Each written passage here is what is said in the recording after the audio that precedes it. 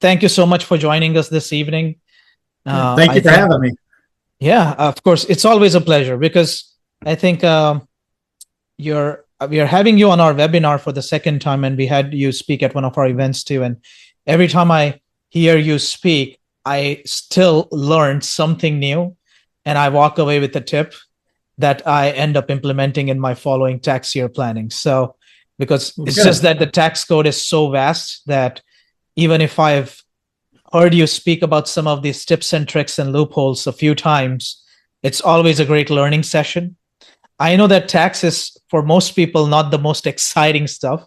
It's probably very exciting for you, and I'm glad that I know you. But I think this is going to be a great educational session for a lot of our friends and family and our investor base and all the folks that our newsletters go out to. And I'm sure they can also walk away with a few really good tidbits and learning points. I know that the overall this session is geared more towards real estate investors, but even if you would like to throw in a few other items in there that don't just apply to real estate investors, but entrepreneurs in general, or physicians, or busy professionals who can potentially leverage some of these benefits, I think that'll be great as well. So, with that, I think I'll pass it over to you for a quick intro, and then you can jump right into it. That's awesome. Yeah, that's Yeah. you mentioned talking about that with I've been doing public taxation and public accounting for over 30 years now, and you talk about learning something new. Well, tax law is constantly changing, right? There's always legislation, and they want to change, and they use it a lot for behavioral modifications, and so there's always changes, and I've seen plenty of it over the years. And that's the thing. One thing that's true today won't necessarily be true 5 years from now, 10 years from now, or even a couple of years from now once they pass the next tax bill. Nobody knows what it's going to look like. So, it's one of those things. You can learn it, but you've also got to remember it's always changing. And so a lot can happen, and I've seen a lot. A little background about myself. As I mentioned, 30 years in public accounting, worked for various sized firms, from big regional firms to the local firms.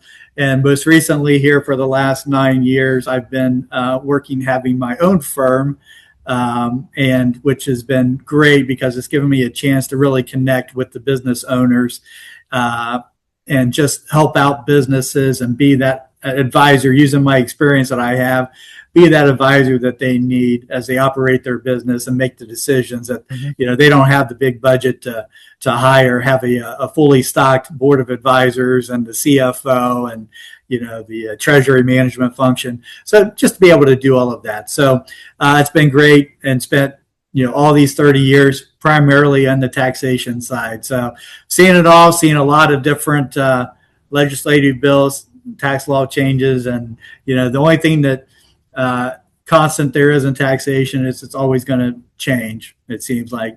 So it's a little bit about myself. Primarily, as we kind of talked about, this is going to be geared towards real estate investors. We'll look at opportunities, maybe discuss that with other, anybody just in general with that, if you're an entrepreneur and what you're looking at. But there's a lot of concepts there, but I always encourage people. I will have my contact information here, so that if there are follow-up questions or anything in general they have a question about, I'm happy to help.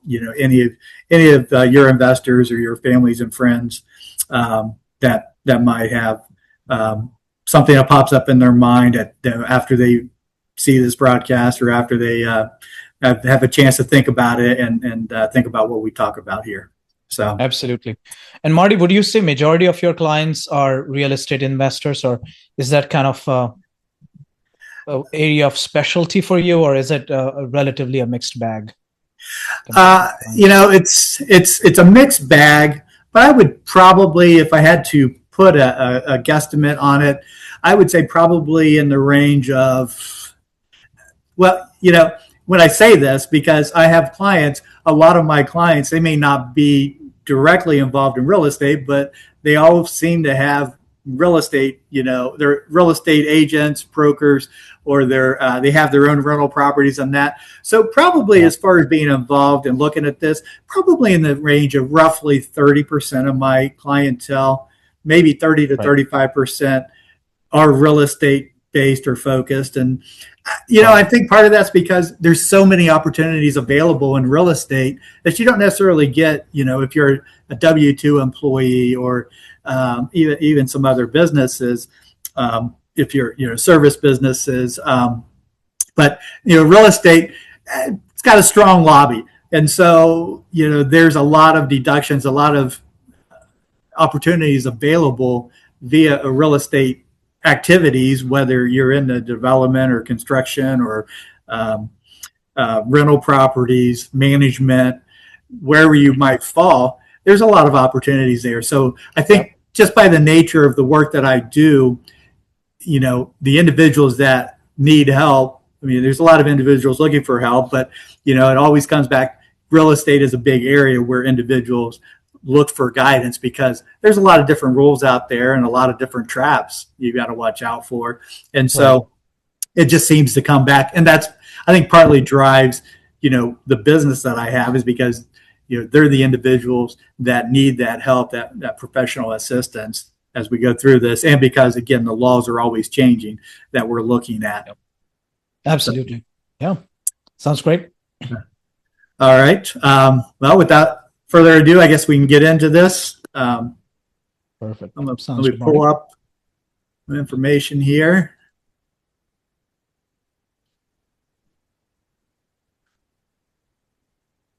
All right.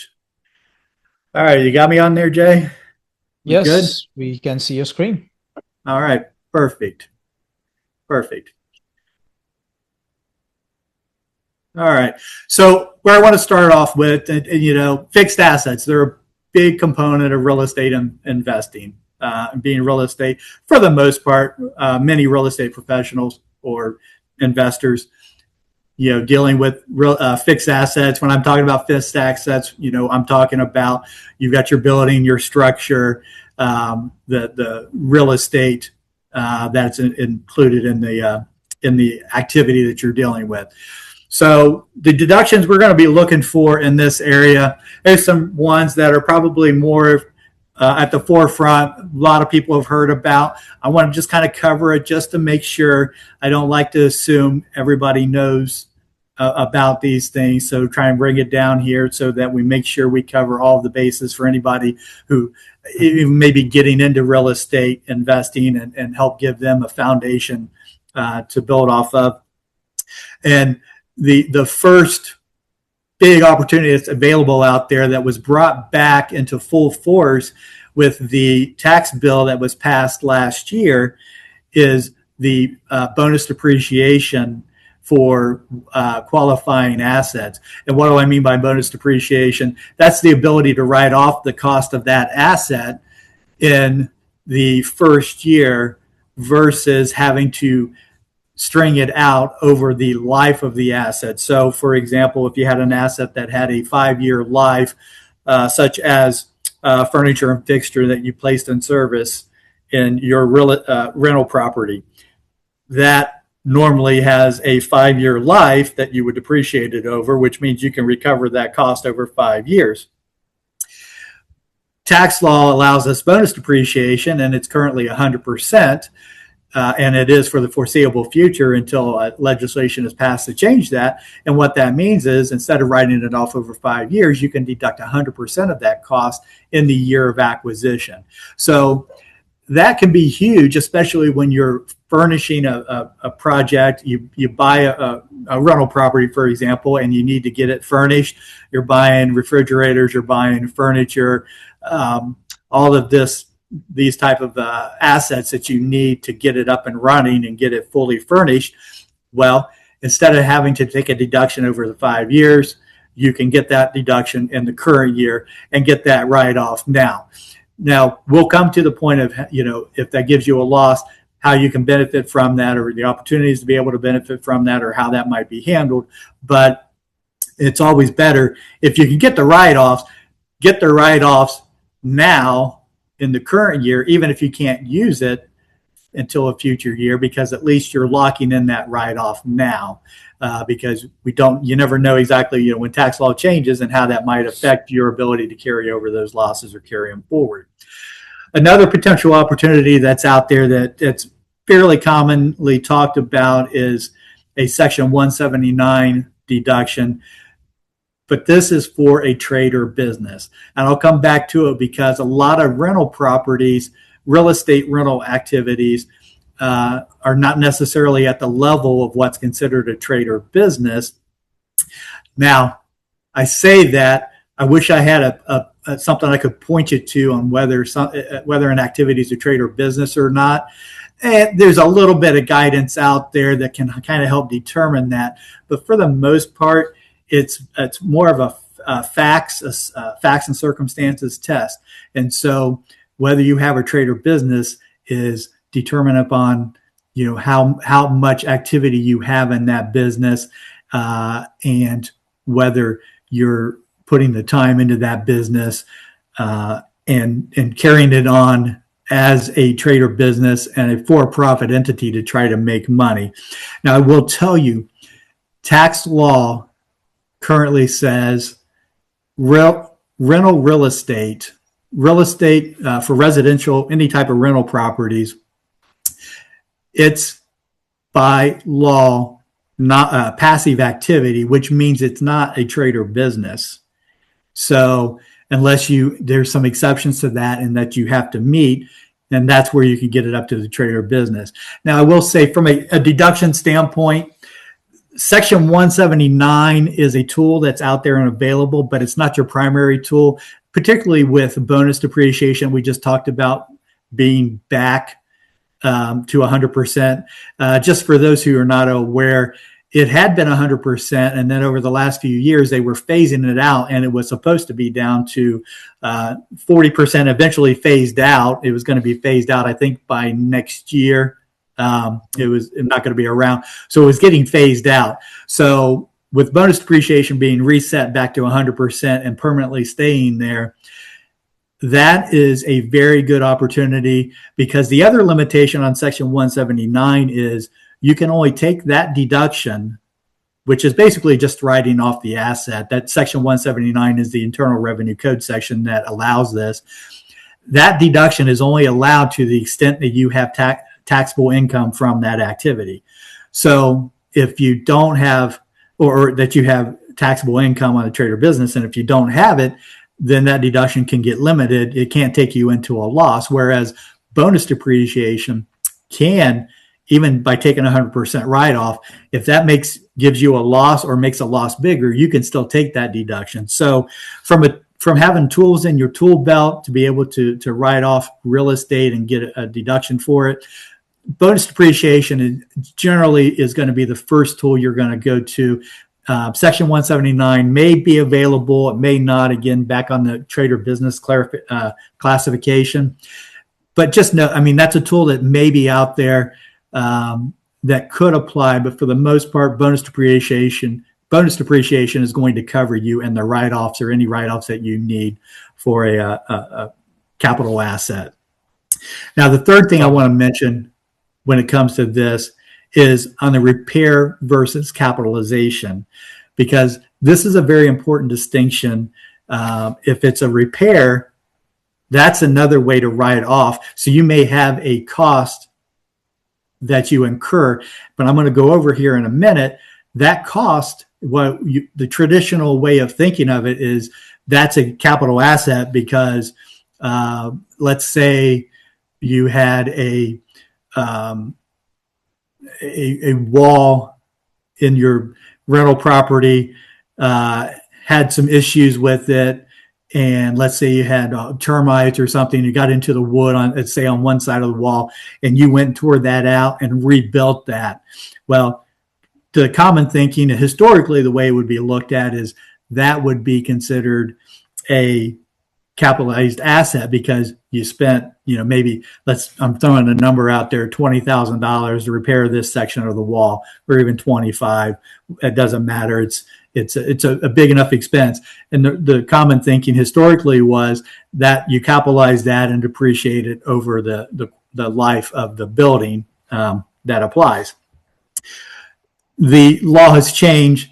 Now, the repair regulations, which came out about 10 years ago, I think it was 2015, and I'll talk about this again in a little bit. But basically, it gives you an opportunity that might not be a capitalized asset, that instead you might be able to classify that as a repair. So when you have those the important thing is in thinking about this from an asset write-off standpoint is if you have a property, this is not going into the property and acquiring it when you acquire it, but if you have a property that you owned and at some point you do have to go in and spend some money on that property, and it's a sizable amount of money that you spend, there may be an ability to take some of that cost that you've incurred, some or all. You just have to look at the facts and circumstances. You may be able to take that and reclassify it as a repair and write that off and not have to capitalize it and depreciate it over a number of years. So another way that you might be able to get a immediate write-off for that. Awesome. Sorry to interrupt you there, Marty. Yeah, on your fine. previous slide between points 1 and 2, I think I just want to clarify this to make sure I understood this correctly, and a clear differentiation that you brought up. With bonus depreciation, you can carry that forward and you can actually use that to create a loss. So essentially, if you made $50,000 that year and you had $70,000 in depreciation, you can use all of that 50 to offset your income completely, but also that 20K can be carried forward. Is that correct? That is correct. And depending on your circumstances, you're either deducting that extra 20,000 or carrying it forward. Yes, but it can create that loss. And on the flip side, with Section 179, you cannot carry it forward or create a loss. You can only offset income.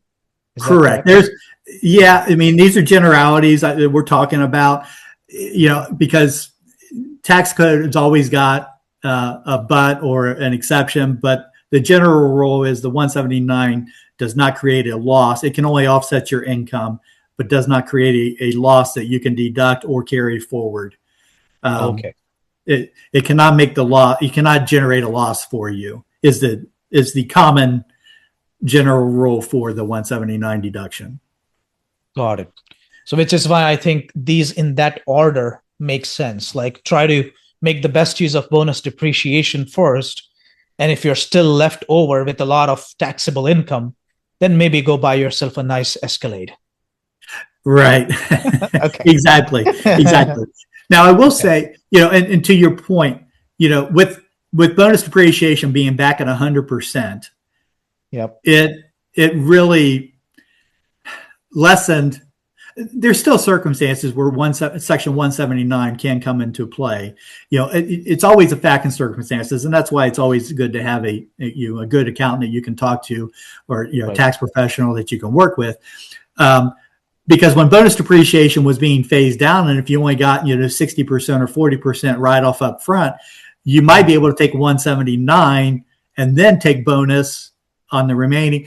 There was a way to kind of mix it together to maybe get a bigger write-off than you could by just doing the bonus depreciation. I don't want to get too far down in the weeds on that, because now we're not under that scenario. And so, yes, to your point, you're generally going to look at bonus depreciation. Most real estate investors are looking at bonus depreciation, and 179 may come into play. But again, that's where I would say, as a real estate tax investor, you're just thinking in terms of writing it off under bonus depreciation. And it's a tax professional who kind of, when they work on the information, has that in the back of their mind and says, if there's a circumstance where that might work out better, hey, here's an opportunity to do it this way.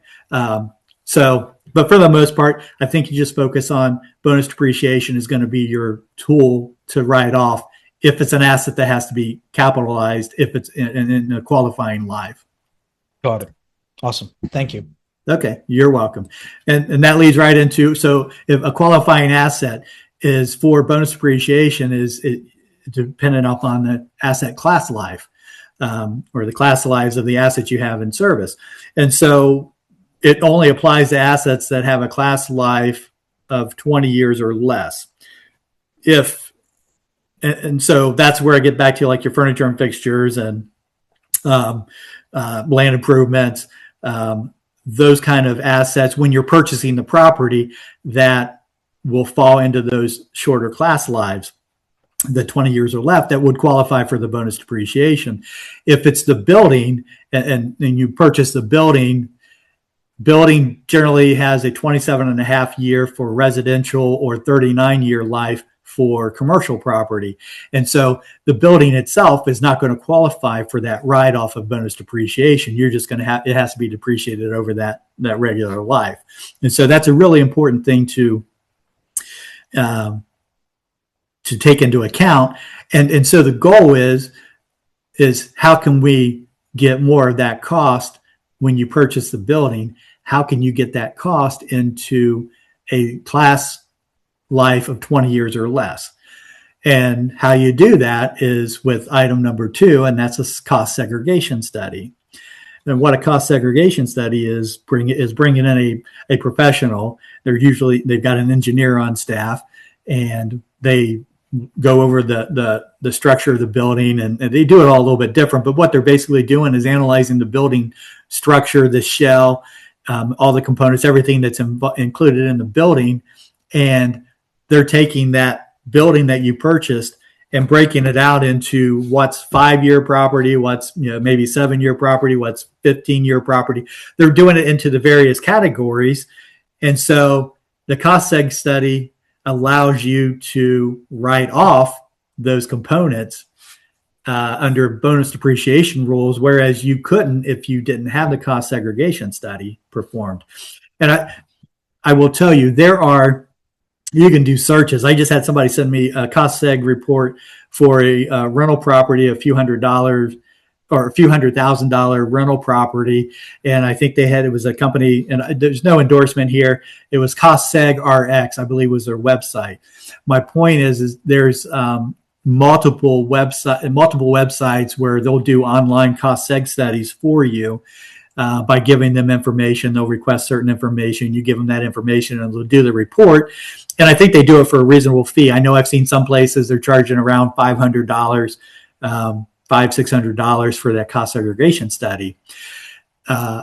That's a very reasonable price if you can get it so that you can write it off for deduction purposes. What if they can pull out on a $300,000 rental property? If they can get you where you can write off maybe 60 or 70,000 of that as a short-lived asset, less than 20 years, and you can take bonus depreciation, write that 60 or 70,000 off and offset other income, or even have a deduction. That tax savings on that likely far exceeds the $500 or $600 that you're paying. Now, there's some firms out there who do the traditional cost seg studies, and this is where it all started before they were online. These firms, they're doing the multi-million-dollar commercial properties or big asset buildings, apartment buildings that you're looking at. They might have multi-million-dollar purchases. They're doing a cost seg report, and there might be a lot more detail involved in those. And those reports are going to charge you closer to $7,500 or $10,000 for one of those reports. And again, it makes sense to pay that if you're dealing with an asset that's maybe $2-3 million asset, where you might get a $600,000-$700,000 write-off up front for that. But if you've got a $300,000 rental property, historically it never made sense to go pay what used to be around $5,000, but you want to pay $7,500 because now you're eating into your tax savings that you get from that. And now it's like, okay, well, is it really that much of a tax savings, or what is your tax savings that you're looking at for the amount that you pay? And what I've seen, the reports look good that I've seen on the online reports. So I would just say that has become more and more. It used to be tell people you couldn't do a cost seg report, you shouldn't do one if the asset cost less than $1 million, just because it didn't seem to make sense economically. But now with the cost coming down, and if you can get one for even $500 to $1,000, it makes it a lot more appealing to do a cost seg report if you've got rental properties that you've put $300,000, $400,000, $500,000 into. So it's a very That's another good tool that can be used in connection with the bonus depreciation. You can use a cost seg study to juice your deduction that you can get under the bonus depreciation rules. And the final thing I want to mention on that is I talked about there's these firms, the firms that do this. The IRS has more or less, signed off on these reports with professional. Now they may disagree with the final findings, but they've become more okay with using professionals if they have engineers on staff that will do these cost seg reports and provide that. They frown highly upon individuals who want to do their own cost seg study. If somebody says, I bought this building, I can break it out. I'll say, 5% of it was this or that, because you don't have the credentials and the background. And so they do not generally, I think I've seen, where they pretty much will deny cost segregation reports, or if you try to do your own cost segregation report and do your own breakdown. So, it's one of those things you don't want to cut corners and try and, again, if now that the price have come down, you can get them online, have, for those, and, or, work with firms that will do it for a reasonable rate when you're dealing with the $500,000 rental property. It's not one of those things where you don't cut corners to try and just save a few $100s for that deduction, because it can very well end up costing you more than the money you would have paid to have the professional involved. So Makes just sense. keep that in mind.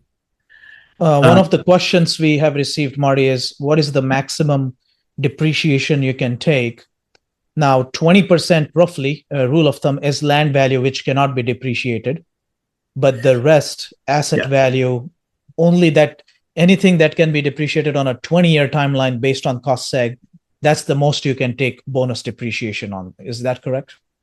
Correct. And there is no upper limit. So if you had an asset, if you bought if you had a qualifying asset that had a life less than 20 years and it was $20 million, you could take bonus depreciation on it. There is no upper limit. It's just you can only take the bonus depreciation on assets that have a determined life of 20 years or less. And those class lives are based on, there's IRS has, they've got, I forget if it was an internal revenue procedure.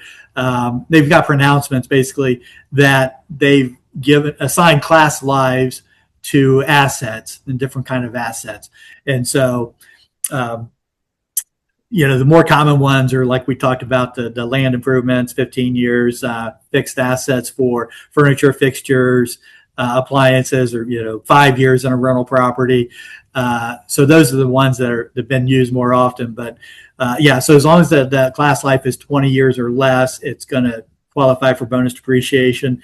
And so you're going to be able to get that deduction with that. Perfect. Awesome. Thank you. Now, talking about class lives, qualified improvement property has a class life of 20 years or less. And what is qualified improvement property? Well, I've got it kind of laid out there, a summary, which is basically it's non-residential. It's after the building was in service, which means it's not, when you buy the building, the property, that you can't assign anything to a qualified improvement property. But if you've owned the building and then say a year later, 3 years later, you're putting money into it and making improvements, that kind of improvement could qualify for this qualified improvement property, as long as you're not enlarging the building, putting in elevators and escalators, or doing anything to the structure of the structure of the building. So say it was set up for an office space, and you got a commercial building, it was offices and it was set up, and after a couple of years, you rented it while you had made your purchase, but now you're ready to do a renovation and you want to change the function of it, maybe go to a different kind of activity. You want to tear out walls, move some walls around. If they're not the load-bearing walls, you're just rearranging where the walls are at, where the office is, or where the space and how that's used in there. You're not enlarging, adding on to the building. You're just changing the functional use of that building. That very well is probably going to qualify as qualified improvement property expenses, which means it would give it a 20-year life, which means it would then qualify for the bonus depreciation write-off. So another way that a big cost that you could be sinking into a rental property where you might be able to get a write-off for that in the first year under the bonus depreciation rules if it falls into that qualified improvement property category. Got it. But it has to be non-residential. So does It that does. mean apartment complexes do not qualify? Apartment complexes generally, yes, would not qualify. Now, I'm going to come to a point here. Keep that in mind that it's non-residential because there's a couple of situations where you might have a residential rental property, but it's not considered a residential rental property because of some other fact patterns for that. So, okay. But yes, the qualified improvement property, the general would be is if you have a apartment complex and you're making those kind of expenses, you're not going to get, it's not going to be qualified improvement property if it's to the building itself, because that's a residential rental activity. Got it. Okay. All right. So moving on, I kind of touched on this earlier about writing off under the repair regulations that came into effect in, again, I believe it was 2015. What the highlight of the repair regulations is they essentially made it a lot, the IRS, Congress, IRS through interpretation, Congress through tax law, and writing and Treasury through writing of the regulations, I should say. They made it a lot easier to write off costs as repairs versus having to capitalize it, which was actually kind of groundbreaking, because usually when Treasury comes out with regulations or tax law gets passed or their interpretations, it's usually making there's a deduction that they see that's been too generously taken, and they're looking for ways to tighten up that deduction. But in this one, they loosened the reins on it and actually made it a lot more friendly to property owners. One of the changes that they made is they have what's called a de minimis safe harbor election. And that has to do with writing off the cost of an asset versus capitalizing it. And where you have to capitalize and depreciate it. And de minimis basically lets you go up to, you can set your own standard. It used to be there was nothing in writing. So, the IRS could come in and challenge and say, hey, if you had an asset that cost $750, they think it should be capitalized. You've written it off, but they think it should be capitalized and depreciated over X number of years. You were kind of at, an argument of whether or not the IRS is right or not, and that's their position they're taking. You might get stuck having to capitalize it instead of writing it off. Well, the de minimis safe harbor election is basically an election that you make to say that you want to write off anything. The IRS will accept if it's $2,500 or below. So if you want to say $2,500 or below in any individual asset that costs that much, you can just write it off. They're okay with it as long as you made the election. If you want to write off an asset that, if you want to use 1,000 as your threshold, you can do that too. That's fine. If you want to go 3,000, that's not fine. 2,500 is the limit that they'll let you go with this under this safe harbor.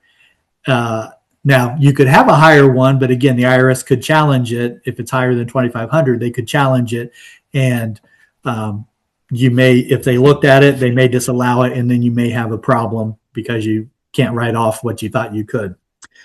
Now, when I say this, it's $2,500 per asset. So think about this, using the example, let's say you've got an apartment complex that's got 10 units, and you decide you're replacing a refrigerator in those 10 units. And let's say you find, I'm just going to use round numbers here for our purposes. Let's say it's $800 for each refrigerator, and you want to replace it in all 10 units. So you go out and you buy 10 refrigerators at $800 each. Well, you spent $8,000 in one transaction on those refrigerators. Old rules would say that's one transaction, it's capitalized. You spent, for $8,000, you've got to capitalize that and depreciate it. Now, ignoring the fact that there's bonus depreciation in play, because you could still write it off under that. The issue, though, is still that you had to capitalize it, and you have to, under the old rules.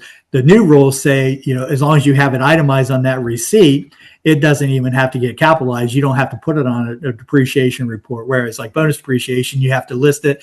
It becomes part of your fixed assets. You have to capitalize it, and then you can write that off. Here, it just goes straight to the expense line. As long as you've got your invoice from the vendor that you purchase it from, and it shows 10 refrigerators purchased, $800 each. Well, each one was less than $800. And so you can write that $8,000 off as basically a repair, or also just do it as, it's not technically a repair. You're doing it under, maintenance, small appliances, whatever category you want to give to it.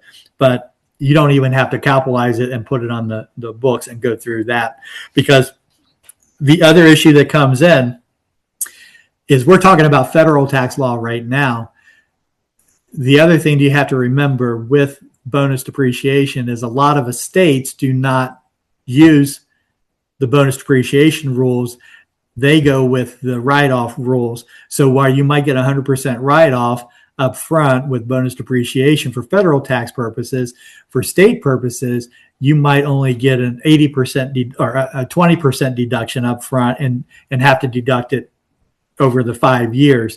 And so this election can come in handy, because if you capitalize that $8,000 and wrote it off under bonus depreciation, for state purposes, you wouldn't get the full, you'd get the deduction for 20%, $1,600 of that versus the $8,000 deduction. But as writing it off as an expense, you get the full deduction on the state taxes as well. So that's where this safe harbor election and buying assets and making sure you track it, so that you don't just, when you're having your tax return prepared, when you're aggregating information, you don't just, tell whoever's preparing the return, don't just tell them, I spent, $15,000 on appliances.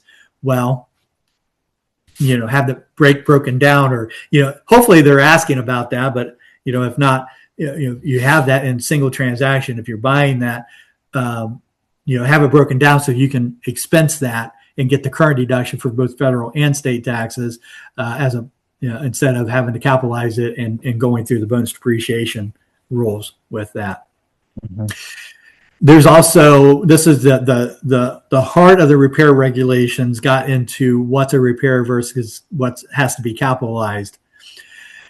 And the best way I've heard of thinking about this is, think about it of if the transaction that you're engaged in is maintaining the property in its ongoing operating state, or are you making improvements to it, adding on, what kind of renovations are you upgrading it? What are you doing to it? So if you're refreshing, and this is where I have the think refreshing, renewing, bringing it back to its original state, because, it was placed in service 10 or 15 years ago. Everything gets kind of run down. And so you're just making the repairs necessary to kind of bring it back up to where it was, back to that level. Then you've got a pretty good argument that what you're doing is a repair that can be expensed and doesn't have to be capitalized. And then the other thing to think about is, in the repair regulations, they came out and said, if the cost of the repair, or the cost of the transaction, the improvement that you're doing, the transaction you're into, does not exceed 30% of the cost of a unit of property, then it can also be looked at as a repair. And I think the best example that kind of the clearest example with that is if you've had an apartment building and you've got, say, individual air conditioning, HVAC units for that apartment building. And let's say you've got 10, we'll go back to the 10 units. And if you decide to change 3 of the units in a given year, normally the thought process is that is a capitalized expense that has to be depreciated. Well, you're not exceeding basically 30% of the cost of that unit of property. You're replacing 30% of the units, and therefore you've got a write-off as a repair as opposed to a capitalized transaction. So, this is where some of the planning can come into effect, to think about when you have a property, and if you have some transactions, repairs, changes that you need to make or up with that. Think about, okay, if you do it over a couple of years, can you spread it out? Do you have to replace everything at once?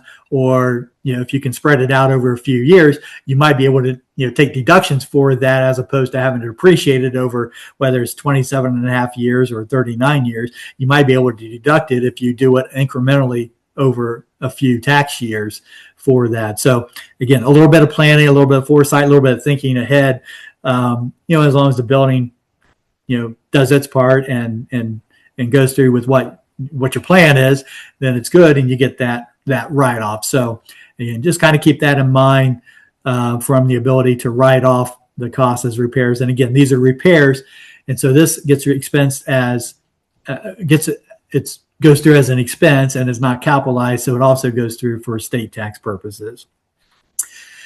Final thing I want to mention in regards to the repair regulations is, and a final big component of this is replacement property and write-off. And what this basically means, it used to be, let's take you have the residential rental property and you bought it. It's been about 5-7 years.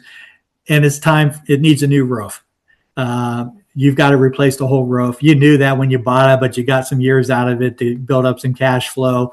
But it's time, you got to replace the roof. Old rules basically said, if you spent $50,000 on a new roof, you capitalize that cost and you depreciate it over the life of the building, because that's a substantial improvement. You've extended the life. You didn't just put it back to its normal state. You've extended the life of that asset. What the repair regulations allow you to do now is, in that example I gave you, the original cost of the building stays on your book and continues getting depreciated, even though part of that cost is for the roof that you purchased that was already on the building when you bought it.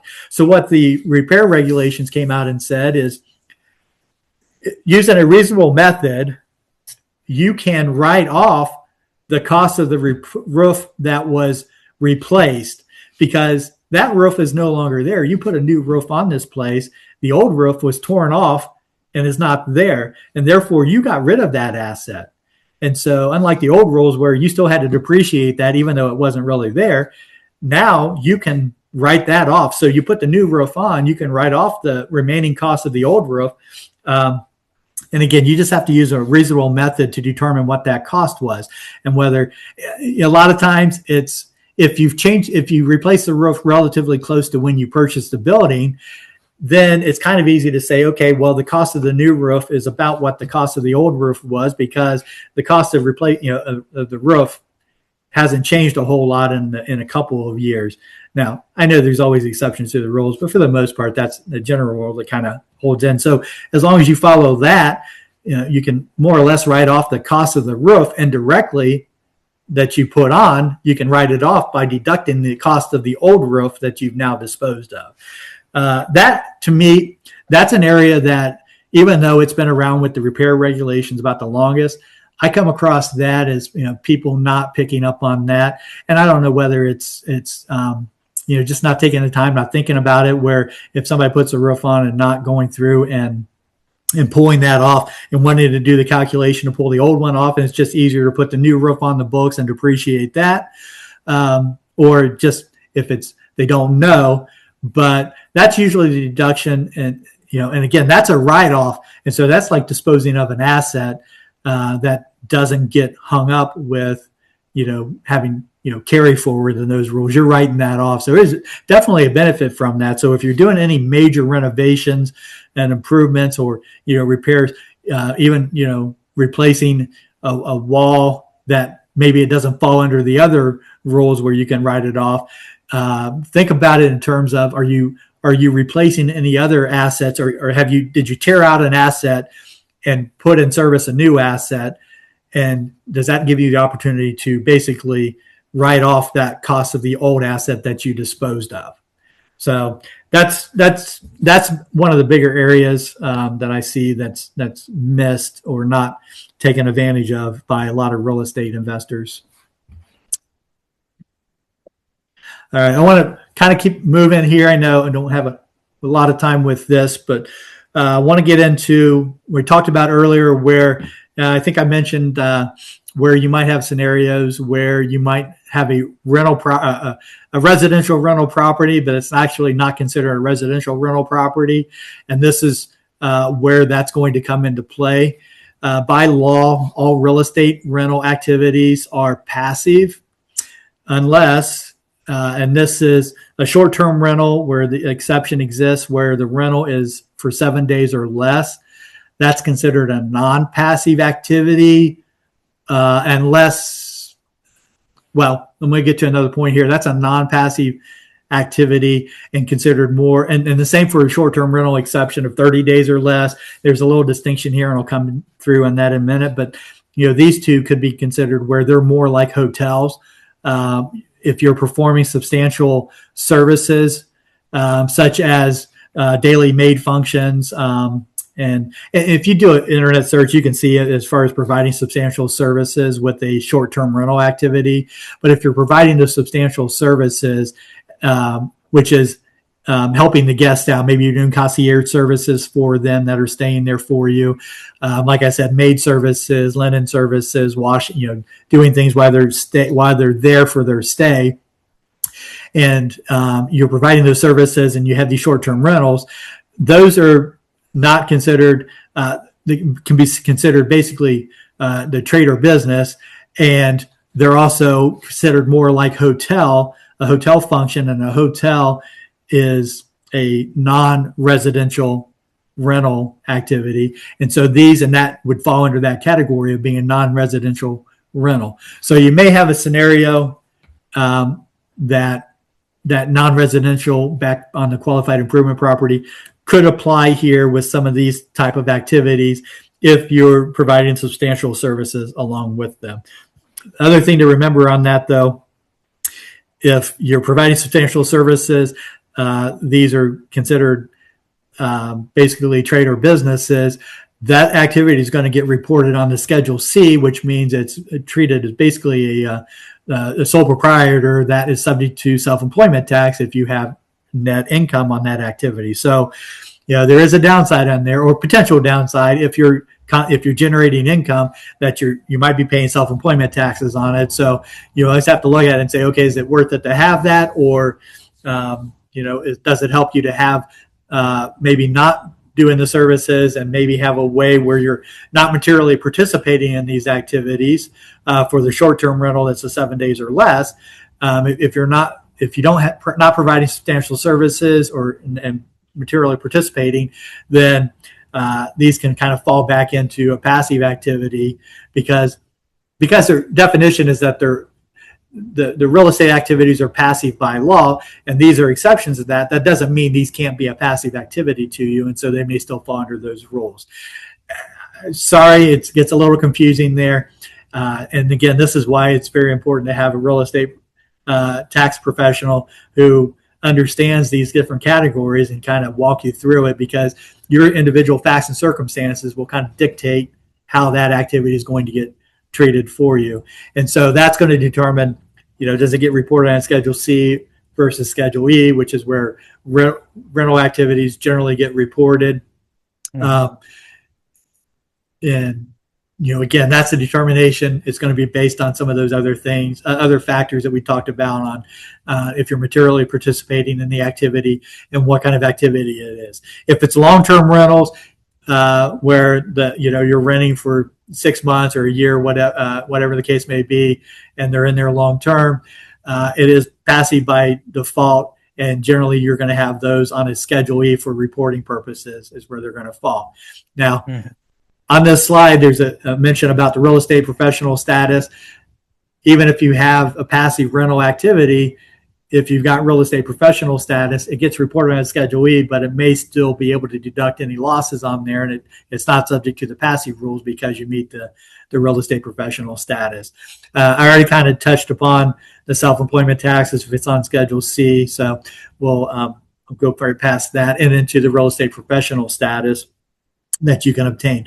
So if you have these activities that, even though they're passive, if you got long-term rentals that you're involved in, if you have more than 750 hours in the year in real estate activities, and I've got on the next slide, I've got a list that was put out there in the regulations that go through 11 different activities that the IRS or the Treasury has identified as being basically being in a real property trade or business, and which then by performing these activities, they help qualify you as a real estate professional. As long as you got more than 750 hours in those activities, and it can be a combination of the activities. And if you have as long as more than 50% of your personal services provided during the year are in real estate professional activities, which what that means is if you've got a W-2 job and you spend 1,000 hours at the W-2 job, you have to spend at least 1,001 hours on real estate activities to get the real estate professional status. If you only spend 750 hours in a real estate activity and you spend 1,000 hours in an unrelated, a non-real estate, let's say you're an accountant, 1,000 hours on a W-2, you're not going to get real estate professional status by definition of the law. You just don't meet the definition. And so that's, pretty much a bright line test with that. If you meet the 750 hours and more than 50% of your services are related to real estate activities, qualifying activities, then you would have the ability to deduct losses. And that's where this really comes into play, because if you have income from these activities, you're going to report that income whether you have real estate professional status or not. If you have losses, you're going to be able to deduct those losses currently instead of having to carry forward as a passive activity, as long as you're materially participating in that activity that generates the loss. Material participation, there's 7 tests out there you might have heard of. If you haven't, again, this is another thing. You can do a Google search, go through with material participation. Primarily what you're looking at is if you spend more than 500 hours in an activity, or if you spend more than 100 hours in the activity and it's more than anybody else in that activity, you're substantially the only one providing services for that activity, you can qualify as material participation for that activity. So again, that's another important feature, is having a material participation. If you only have so many hours in the year, and if you have multiple activities you're trying to get to that, let's say you had 6 activities, well, 500 hours, if you were trying to meet that test, that's 3,000 hours you got to do individually. So there are mechanisms for you to elect to group activities together to count your participation in all of those activities to qualify for real estate professional status. That might be something that, if you're on the cusp of that or thinking about it, discuss that with your tax professional, because that can be beneficial. You also have to watch out, though, because a grouping of that can have some other effects if you want to dispose of activities, or just what you just want to make sure you cover all of the bases with that, and so that you don't end up not being able to deduct a loss in the back end if you group the activities when you dispose of something. You just want to make sure you think about it up front, and not, it's something that you have to plan for down the road. Final thing I want to mention with real estate professional status is, if you're married, your spouse. So if you're trying to qualify as a real estate professional, you're spending time that your spouse spends on real estate activities can also be attributed to you and aggregated to qualify for that if you're short on the 750 hour test. Can't attribute on the personal services. That's down to you individually, but you can use spouse's hours if you need it. But I'm going to say most people, if you're a real estate professional, usually I see it, real estate is what they're doing primarily full time, and they've got a lot of properties and they're spending the time on those properties or those activities. And it's usually you're dead set, you're a real estate professional. Or I have the individuals who maybe have a couple of rental properties and still work a W-2 full time. And it's just, there's no way you're going to get there to real estate professional status with that. You pretty much have to be, spending a good amount of time, and it's got to more or less be your primary profession to be that real estate professional. And as I mentioned, there are 11 categories got them listed here that the IRS in their Section 469 is identified as the real property trader business is. And if you look down that list, it's what I think you would think of as somebody who's doing real estate, what they would be involved in with that. But if you somehow are involved in real estate, and I guess you could look at it and say, well, like for myself, I'm an accountant. I do accounting for a real estate developer. The services I'm providing are the accounting services for that real estate developer. That's not a real estate, even though it's being rendered in connection with the real property trader business. That's not a real estate activity. You've got to actually be involved in the development or the redevelopment and construction and so on down the list. So again, I think for the most part, if you're being reasonable, it's fairly straightforward in thinking about who qualifies as a real estate professional and who doesn't. And it's just, you can't be greedy with that because the tests are bright line. It's not subjective on the hours and the participation. And so, you're generally all in, or you're not a real estate professional. And then you have to follow the other rules where you can still write things off, but it doesn't mean you don't get any deductions, but you might, still take a bonus depreciation. You can still do that even if it's a passive activity. Have passive losses, you might be able to offset against passive income. And so you just, you work around with the tools, what's available to you, and you work with those. Yep. I want to get into a few exit strategy planning opportunities with this, just to kind of touch upon this. These are things to think about. Again, a lot of times when you have the real estate, if you've got properties and maybe you're thinking about getting out, these might apply. Or if you're getting into it or acquiring properties, would come up down the road. The one that's most at the forefront, really about the only one that's left from a 1031 exchange standpoint, is real estate is allowed. 1031 exchange, a lot have heard of that, or like kind exchange, and it's basically all you're doing is you have a property here that's for a trader business or for the creation of income, and you want to exchange it for a property over here. You like that other property better. Maybe you have an office building and you want to get into apartment rentals, or vice versa. So you want to change that around. Well, you can't easily just take your commercial property, kick everybody out, and turn it into an apartment building. And so the easy way to do that is you take your property here and exchange it. The typical, or the one that's the most straightforward one, is I take my rental take my commercial building and I exchange it to another individual who has a rental property, and they take they give me the rental property and I give them the commercial property, and we change that. We just do an exchange. No cash changes hands, For the most part, that's in the ideal 1031 exchange. We're just changing the kind of property we have. Since there was no cash realized, nothing put in your pocket, you didn't have access to the cash. You defer the cash on that. You just step in the shoes, you carry over your basis, and you continue forward with your new property. There's also deferred like kind exchanges or 1031 exchanges where you can sell your property and then it goes into escrow and then it gets invested into other properties that you identified, and it gets invested within 180 days. Again, as long as it goes into escrow, you don't get the money in your pocket. You've never touched it. You don't have unfettered access to it, or any control over it.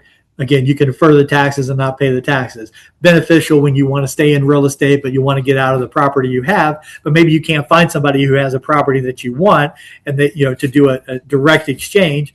Well, this way you can take your property, turn it into cash, and then use that cash to acquire other properties from other individuals who may or may not be doing their own 1031 exchanges. So a great tool as long as you want to stay in and continue to grow your real estate portfolio without having to recognize the gain and pay taxes on it and lose some of your capital to taxes with that. Now, I mentioned here a busted 1031 exchange for planning purposes. We've used this if you have a property and if you're in the second half of a year and you want to sell the property, you want to get out of it, but maybe you're thinking about doing a 1031 exchange, but you're not sure if you want to do it or not. You might just sell the property, take the cash, record the gain, recognize the gain, and pay taxes. Well, if you follow the rules on those deferred exchanges, and because you have basically 6 months to reinvest the property, 180 days to reinvest your cash into a new property, while you're going through the 1031 exchange, you sell your property, the money goes into escrow. While it's in escrow, you don't have any gain to recognize because you're going through with the process of 1031 exchange. And say you identify the properties that you might acquire, you follow all the rules, and then at the end, let's say you sold the property in August, and then it comes to next January, and you're like, or even December, and you're like, yeah, you know what, I'm not gonna do the 1031 exchange. I just want to take the cash.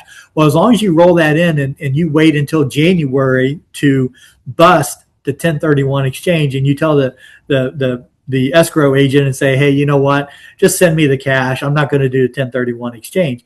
Well, if you do that in the following tax year, that's when you recognize the gain. And so what you've essentially been able to do is defer the recognition of the gain on that sale from the current tax year to the next tax year.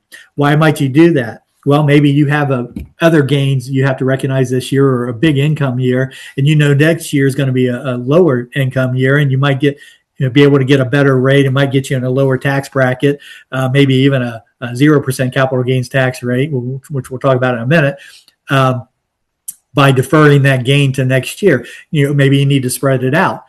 So you might be able to do it as long as you follow the 1031 rules. IRS is, it's been upheld, it's been looked at, and as long as you're following the rules of a 1031 exchange, it's legitimate to go through the transactions, and that's one way to move that gain from this year to next year for planning purposes. So just keep that in mind. Maybe, again, what if you're at the end of the year, you're in December and you're doing this sale, and, okay, maybe you do a 1031 exchange and pay the escrow agent fees to hold that money just to get into the new year before you bust that 1031 exchange. So something to think about and keep in mind with that. I talk about the allocation of sales proceeds to land, because you can get a possible 0% capital gains tax rate, or on any capital appreciation on the building, you can get a 0% capital gains tax rate. Again, kind of back on the planning, if you have a sale going through, to the extent that you have pure capital gain, you can get a 0% tax rate if that income, if you're in the no higher than 12% federal tax rate. And where does that apply on a joint return? With the standard deduction, you're about 130 to 131,000 of taxable income in that range.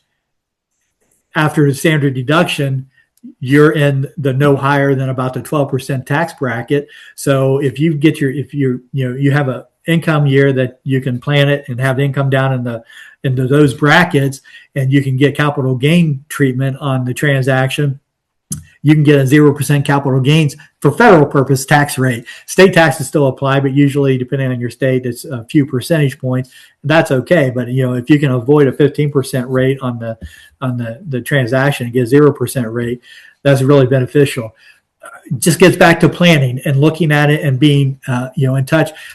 You can't plan that after the fact once the year is over, and then you go to your tax preparer to prepare your tax return. You can't go back after the fact and then say, hey, what about this? Well, you might be able to take some other deductions or get some income deductions in for that year if you have a gain transaction that through some planning get you down into the lower tax rate. So just keep that in mind. That kind of goes along with the sales proceeds on 1250 real property, which is your building, the real estate. That's considered what's section 1250. With that kind of property, it can get taxed at a rate of no more than 25%. So you might get ordinary deductions at ordinary rates that are higher than that. And then you can, when you have the gain, you pay a tax rate lower than that. So there's a little bit of rate arbitrage with that. So it goes back to what I said earlier, where, if you can take the deductions, you want to maximize your deductions. Even if you can't necessarily deduct all of them now, when you dispose of the property, you can take that deduction and it's still an ordinary deduction. And it might give you savings at a higher tax rate than the rate you're going to pay in tax on the sale of the real property. And so, again, every few percentage points, you put that in your pocket, you're better off than paying it in taxes. That's at least the way I always look at that. Other things to talk about is the installment sale in a transaction. So if you're looking at a transaction where, this kind of like the busted 1031, maybe you have a transaction and you're selling the property and you're going to pay tax on your, what you're going to do is you could potentially set that up where you defer the payments. Again, going back to my example, you sell the property in December and you get a payment in December, and then you say defer part of the payments until the next year. Well, you can defer some of the gain, potentially defer gain that you're reporting on that transaction to the following year, as long as you don't have what's called 1250 recapture, which is depreciation recapture on that. But I just point this stuff out because these are things to think about, installment sales that might be beneficial to you when you sell a property. Go over that with your tax professional because they can look at it and see, okay, do you have 1250 recapture, or how much of a benefit would it be to you to defer that if you could defer gain. And the other thing you have to think about is if you're going to defer the gain, remember, you're not getting all your money up front. So you have to be the judge of who you're selling the property to. And are you okay with them deferring some of those payments to a later tax year versus getting it all at the current tax year at closing? You just have to, those are judgment calls. I mentioned the tax law. Of course, don't let the tax tail wag the dog.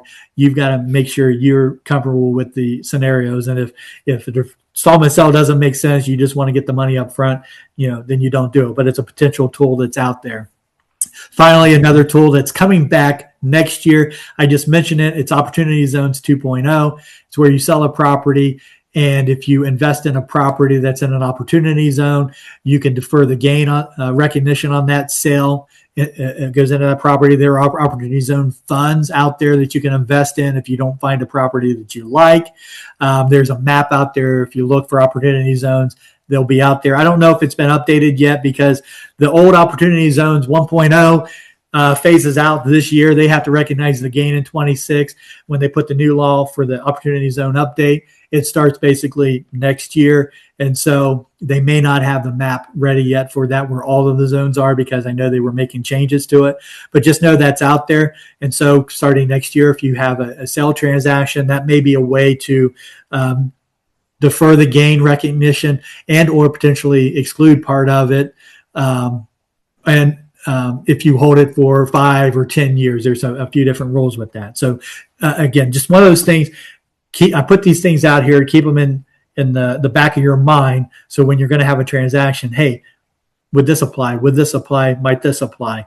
And things that you might be able to do to help you out there. Finally, I just want to touch upon a couple of the deductions that are out there. I know running here for a few minutes with this. Keep in mind to think about. One of the big ones are, as far as deductions, are the state pass-through entity taxes. These are where 36 states, so pretty much almost all the states that have an income tax, these states have enacted laws that allow you to deduct, report the income from an entity, even if it's a single member entity. A lot of states will allow this for single member LLCs. If that entity or single member entity or partnership corporation, if they pay the state taxes on that income for the owners, they're just paying it on behalf of the owners, but they're paying it for them.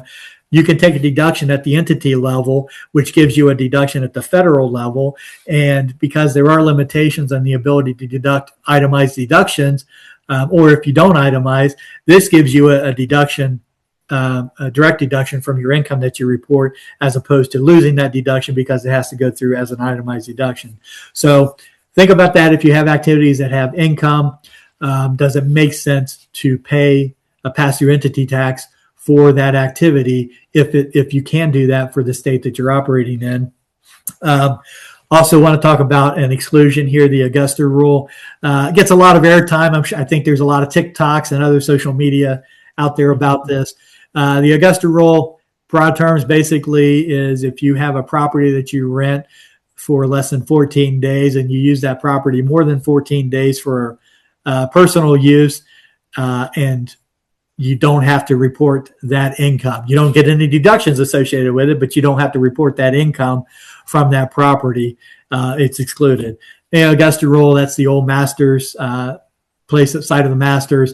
And this is really in place for those people who, maybe have a vacation home and Masters comes to town, or there's a PGA event or some other event that comes to town, and you rent it out for 1 or 2 weeks to individuals. You rent it out and you collect $5,000-$10,000. You don't have to pay any taxes on that. You don't have to report it because it falls under the Augusta rule. Some individuals will have would want to use this, and they can use it if they have a business, an entity. They want to rent one of their vacation properties to their business and pay rent on that and get a deduction on their operating business for that. You can do it. Just remember, again, you got to follow these rules that 14 days or less, but it's also got to be a market rate. You can't just jack it up and say, it's $25,000 a week. We'll do it for 2 weeks. I'll pay $50,000. If that's not what you could rent it for to a third party, that doesn't fly. That's an abuse of the Augusta rule. So, but it's an opportunity out there to possibly exclude some income.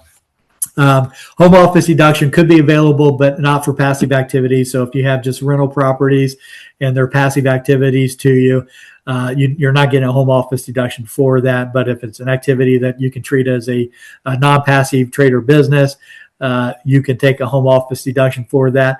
IRS, you can do it on your actual expenses as long as you're using the office exclusively for that activity. IRS has a safe harbor, which is $5 a square foot up to 300 square feet. I generally find that we use that. If you use the safe harbor, they're not going to argue with you for the amounts that you're deducting. They're just going to argue, if they look at it, they'll argue if you have an actual home office or not. But I find that generally lines up pretty well with what the deduction might be that you would be taking. So, it's pretty generous for them to do the $5 a square feet. And take that and not have to argue over that. Final thing to talk about is hiring your kids in your real estate activity business. It can be legitimate. You can do this. You just have to be paying them an appropriate rate for appropriate services. So if you have a 3-year-old and you tell me they're the operations manager for your rental properties, and you're paying them $35,000 a year, that's not a good fact pattern for that. So again, we got to be reasonable. There's a tax adage that I like to use. I don't know where I heard it, but I've heard it a long time ago, and I've heard it go around. And it's It's the pigs get fat, hogs get slaughtered. Be a pig, not a hog. Basically, it just means, you want to take deductions, you're allowed to take, and as long as you're reasonable and you think it through and document it. No, there's no, even if it's a gray area, if it's an allowed deduction, you take that deduction and you document it, but you don't abuse it and become a hog and get slaughtered for it. You don't step over the lines and become abusive with it, because there's a lot of gray areas in tax law, but there's a lot of areas where you cross over the gray and you obviously cross the line and it's not reasonable, and so you put yourself at risk of not only losing that deduction but also facing penalties and interest for that. And on this, with hiring the kids, what are the benefits of it? If the kids are under age 18 and they're working for you as a sole proprietor or in a partnership that you and your spouse are the only members of, with that, basically a family partnership, you do not have to pay, the kid doesn't have to pay Social Security and Medicare taxes on that income, as long as you report it on the appropriate payroll forms, i.e. you're giving them a W-2 and not a 1099. If you give them a 1099, that they're self-employed, this doesn't apply, and they've got to pay Social Security and Medicare taxes on that. Now, it may be okay to do that for other reasons, but if you want to take advantage and not pay any tax, because the other thing is it is taxable income. So if you have a kid, say they're 14, working for you, doing helping you out with cleanup, doing maintenance, ground maintenance, and that, and you pay them, $13,000 or let's say $10,000 for a round number for that. Well, that's taxable income to them, but they have an exclusion of up to around $13,000. It gets adjusted for inflation. So they don't pay any income taxes on that for federal purposes, and likely, depending on the state, likely not paying much, if anything, for state taxes. So almost getting that income to them, you're getting a deduction for it, you're saving that taxes, they're not paying taxes. So it's a win-win for everybody. And you pay them on a W-2, you're not paying Social Security and Medicare taxes. But again, you've got to follow the form and do it on a W-2. If you do a 1099, you get part of the benefit, but you're still paying Social Security and Medicare taxes for them on that earnings for them. Final thing to mention is security deposits. Just remember, if somebody gives you a security deposit that you're required, that in your agreement that you have to refund to them as long as they meet all the requirements when they move out, you don't have to pick that security deposit up as income. Keep that aside, keep it separate. I see a lot of people who just report security deposits as income, and so they might be paying more in taxes now. They're paying taxes on that income or losing some of their deductions carryover because they're picking up as income. But if it's a true security deposit that has to be refunded when they move out, you don't have to pick it up as income. Now, if you keep that security deposit when they move out, then you pick it up as income then. But that's years down the road, and it's better to pay the taxes down the road than it is to pay it today. I think it's gone over a little bit over an hour here, so I don't want to keep it going too much longer. I know we've kind of talked about it a little bit. If you had any questions, we kind of went through that, Jay. So I don't know if there's anything else we want to talk upon with that. I'll just leave it up here. This is my contact information. If anybody wants the slideshow that I put together here, you can email me at this email address. Email it to me and just mention, put in the subject, the real estate presentation, and I will get you a copy of this slide. I'll send that out to you here in the near future. Awesome. Thank you so much, Marty. I think we answered the questions as they were coming through. Okay. There was a question about the Airbnb under 7 days. I think we touched upon that as well. And you've got your contact information here on the slide as well. We'll be sending out a recording of this session as well, so you might have a few people reaching out. But I think this was a great session, a lot of great information. There's a lot of information to cover, and I try to give things to think about. But we could dive down into this, and then everybody falls asleep, and everybody get glossy eyes. And I try not to do that, but I want to try and give them tools that they can just, if anything else, you put these in your pocket, things that are in the back of your mind, so that if something comes up, you think about it, and then you say, hey, I heard about installment sales, or I heard about, the 7 days or less. And then you work with your real estate professional and dig into the details and how it might apply to your situation. Right. Yeah. Yeah. Even if you don't understand all the details, you know what's out there. So you can talk to your tax advisor about what deductions you can possibly get. Right. So it's Correct. good to at least know what's out there. The Opportunity Zone 2.0 was not something I was aware of because I do have a property in OZ. So might reach out to you about that too. So it's Yeah, like I most said, definitely. always walk away learning something new. So Yep. Yep. yeah, That's like you mentioned, that's coming on board next year. So, like, tax law, that was in last year's tax law, but, it's going to gear up. So there's always changes. That's why, yeah, always stay in touch with your tax advisor, because there's always something changing. absolutely. Awesome. Thank you again so much, Marty. Appreciate you hopping on the call today for us and sharing all this information. And You're we'll welcome. share your contact along with the recording that we share out with all of our folks, if you don't mind. So hopefully you may have Certainly. some more people reaching out to you. And thank you again. Happy to help any way I can. Thanks, Jay. I Thank, appreciate it. thank you. And thank you all for joining us. Have a great night. Take care. Bye bye.